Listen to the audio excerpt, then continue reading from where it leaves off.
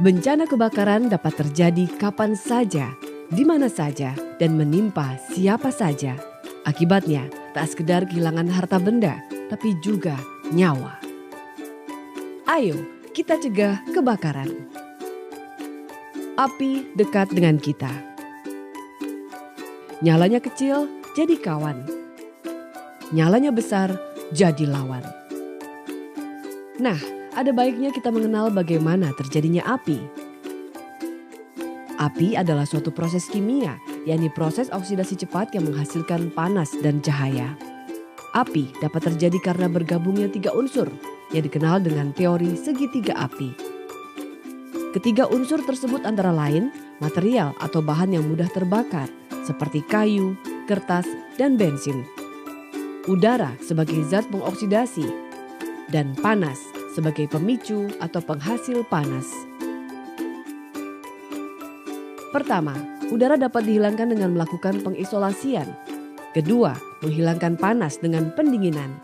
Ketiga, bahan atau material dapat dibatasi dengan pemisahan atau penguraian.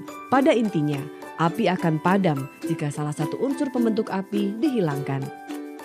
Penyebab kebakaran tertinggi salah satunya akibat kelebihan beban listrik. Beberapa kesalahan kita dalam memperlakukan listrik di rumah diantaranya akibat adanya arus pendek, penumpukan stop kontak,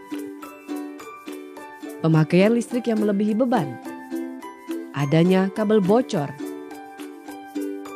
peralatan listrik yang tidak standar, modifikasi sekring atau MCB, adanya penyambungan yang buruk.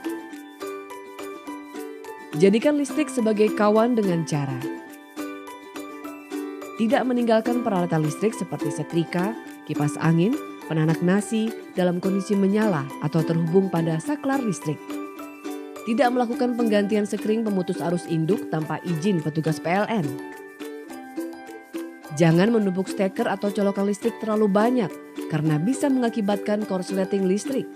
Jangan menggunakan material listrik yang tidak memenuhi standar walaupun harganya murah. Pilihlah yang bersertifikat Sistem Pengawasan Mutu (SPM). Gunakan jenis dan ukuran kabel sesuai peruntukan dan kapasitas hantar arusnya. Hindari pemakaian listrik secara ilegal karena di samping membahayakan keselamatan jiwa juga termasuk tindak kriminal yang bisa dipidana.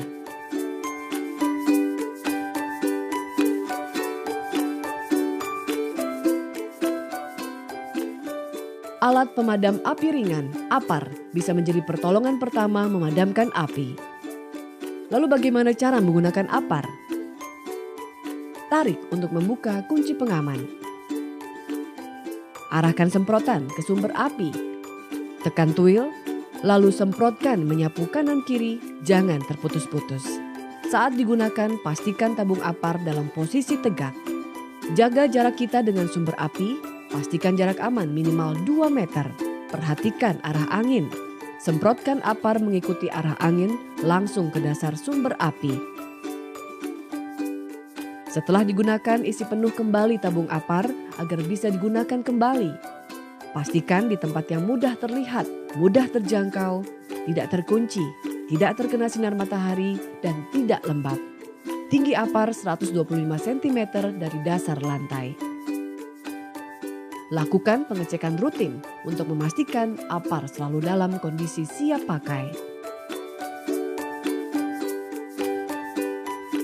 Ada cara tradisional untuk memadamkan api, yakni dengan karung goni tidak berlubang. Atau bisa diganti handuk tebal atau selimut tebal yang tidak berlubang yang ada di rumah. Basahi karung ke dalam air sampai benar-benar basah merata. Pegang karung menutupi tangan dengan posisi karung di samping kanan kiri agar bisa melihat lidah api dan arah angin. Berjalanlah menuju sumber api dengan mengikuti arah angin.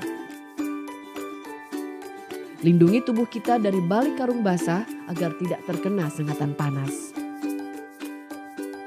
Dengan posisi kuda-kuda, yakni satu kaki di depan, tutupi benda yang terbakar dengan karung basah secara perlahan.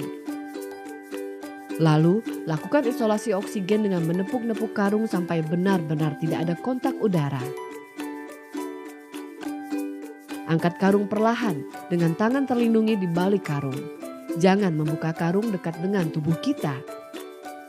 Bila api tidak mau padam, gunakan karung untuk melindungi tubuh kita. Basahi lagi karung dengan air, ulangi proses yang sama. Atau gunakan karung basah lain jika ada. Jika api tidak berhasil dipadamkan dan makin membesar, segera menyelamatkan diri. Cara yang sama juga bisa digunakan untuk menyelamatkan anggota keluarga meninggalkan kobaran api.